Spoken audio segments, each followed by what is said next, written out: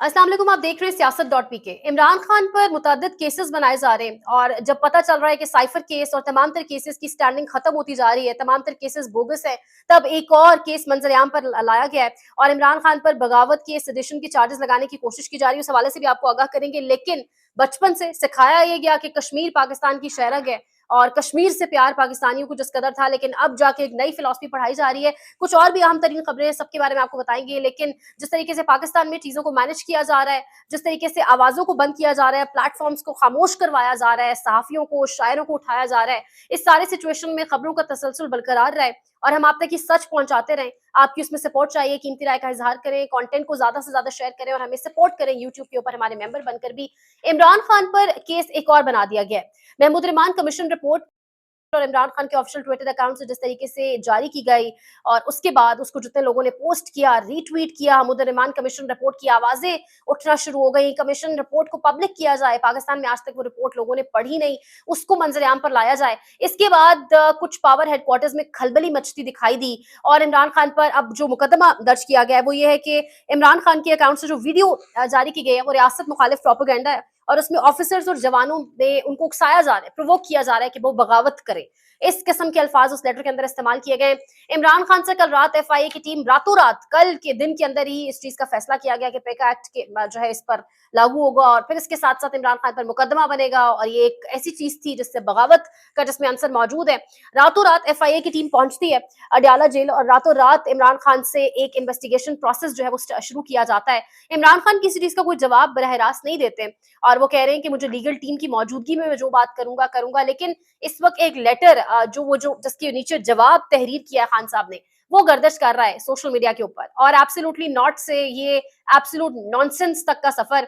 इमरान खान ने उसमें जवाब दिया है कि I will join investigation only in the presence of my legal team, यानी अपने वकीलों की वकला की मौजूदगी में मैं ये इन्वेस्टिगेशन प्रोसेस को जो है वो देखूंगा और the above allegations are absolute nonsense. इसके ऊपर अलीना शिगरी साहब ट्वीट भी कर रही हैं।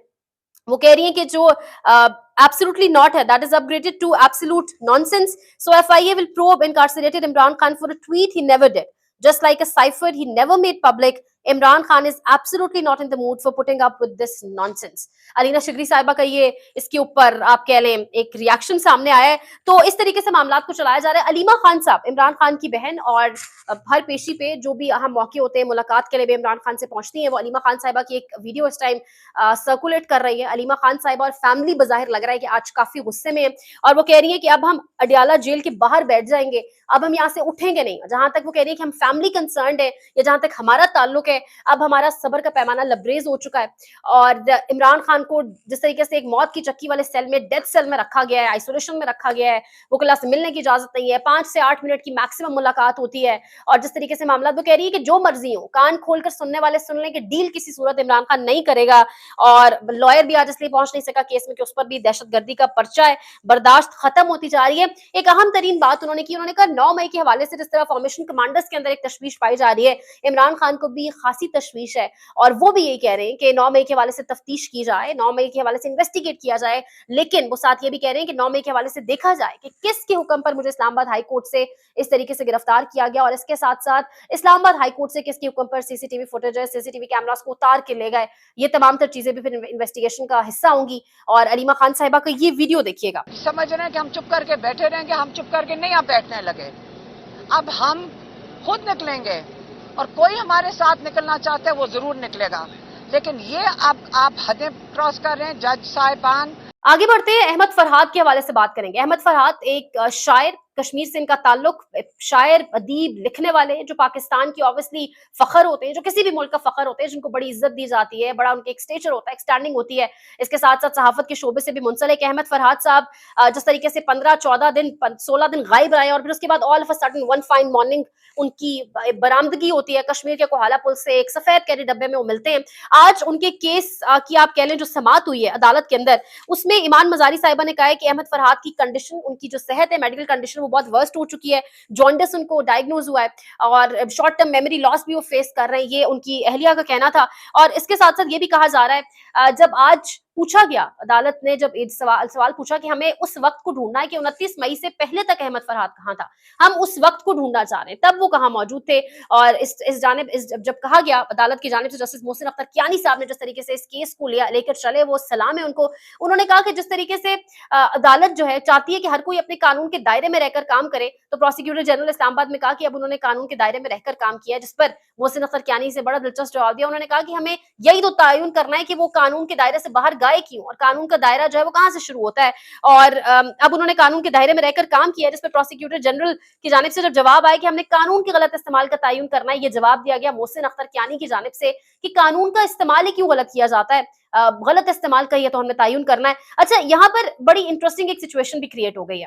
आज जो रियासती वहां पर आप कह लें मौजूद थे, रियासत की जानिब से जो रिप्रेजेंट कर रहे थे, जो वकील मौजूद थे, उन्होंने कहा कि कश्मीर जो है वहां पर हमारी यहाँ की मौजूदा कोर्ट्स की कोई भी हुक्म लागू नहीं हो सकते। कश्मीर जो है वो हमारे अहकामात को, हमारे कोर्ट्स के अहकामात को यही समझता है कि वो गैर मुल्की अहकामात है। यानी बचपन से हमें यही पढ़ाया लिखाया गया, कश्मीर हमारी शहरक है, कश्मीर से पाकिस्तानियों की मोहब्बत भी डेफिनेटली बहुत ज्यादा है। हम तो मकबूजा कश्मीर के लिए आवाज उठाते हैं, लेकिन ये आजाद कश्मीर की हालत है कि ये भी पता चल रहा है कि कश्मीर के अंदर हमारे जो कोर्ट्स हैं उनके अहकामात नहीं चलते। तो फिर सवाल ये उठता है, जो ईमान मजारी साहिबा ने भी सवाल उठाया अदालत के अंदर, कि अगर कश्मीर के अंदर हमारा कोई लॉ इंप्लीमेंट नहीं हो सकता तो हमारी रेंजर्स वहां कैसे पहुंची, कश्मीर की टेरिटरी के अंदर हमारी रेंजर्स फिर किस तरीके से दाखिल हो गई। हामिद मीर साहब ने आज अदालत से बाहर निकलकर तबसरा किया।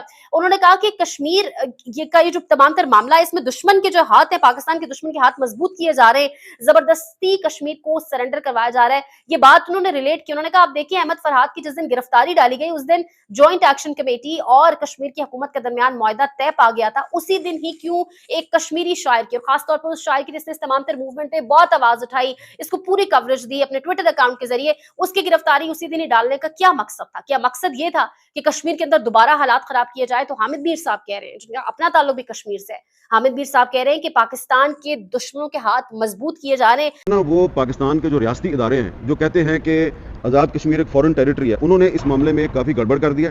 पाकिस्तान के जो दुश्मन हैं उनके हाथ मजबूत किए जा रहे हैं, और ऐसा लगता है कि इस वक्त हमारे इदारों में वो लोग जो हैं उनका असर और सूख अभी तक मौजूद है, जो कि जनरल कमर जवेद बाजवा की और जनरल फैज़ की पॉलिसी पे चलते थे, उनकी बाकियात और जो ज़बरदस्ती कश्मीर जो है वो उसको सरेंडर करने की कोशिश कर रहे थे। ये जो आप देखें कि अहमद फरहाद की जो गिरफ्तारी का दिन है वो कौन सा दिन है?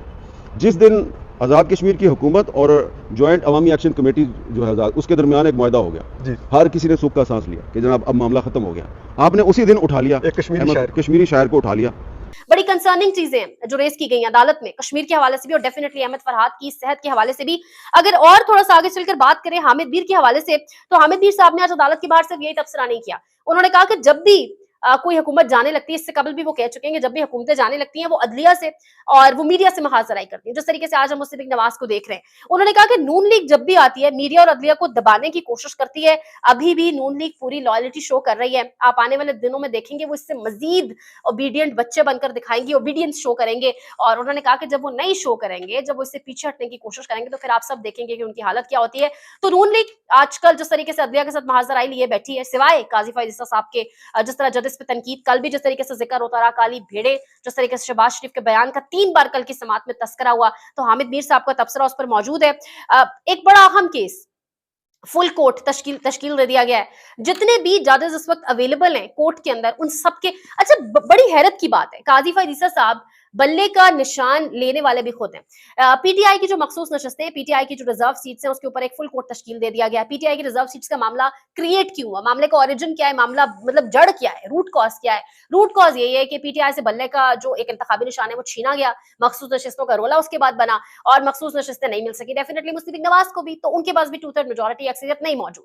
अब इस वक्त पाकिस्तान तहरीक इंसाफ का जो रिजर्व सीट्स का मामला है वो फुल कोर्ट उस पर तश्कील दे दिया गया है। जस्टिस मुनीब अख्तर ने इस बात को उठाया, इस पॉइंट को रेज किया कि फुल कोर्ट ना तश्कील दिया जाए, बल्कि तमाम जो लार्जर एक बेंच है वो बना दिया जाए। सुप्रीम कोर्ट के जो 7 सीनियर जजेस हैं उन पर मुश्तमिल लार्जर बेंच बनाया जाए। लेकिन जस्टिस मंसूर अली शाह और जस्टिस काजी फैज ईसा साहब ने कहा कि नहीं, इस पर एक फुल कोर्ट तश्कील दिया जाएगा। और फिर वही हुआ, उन 2 जजेस की बात को मेजॉरिटी की बात समझकर माना गया, फुल कोर्ट तश्कील दिया गया। यहाँ पर हैरत अंगेज बात यह है कि वही जजेस जिन्होंने बल्ले का निशान छीना, जिसकी वजह से तमाम तर मामला क्रिएट हुआ, वही जजेस अब इस फुल कोर्ट का हिस्सा होंगे। और ऑब्वियसली इस तमाम तर मामले को देखेंगे 3 3 जून जो है वो दिन रखा गया है इस मामले की समाअत के लिए, जिस दिन साइफर केस की भी समाअत है।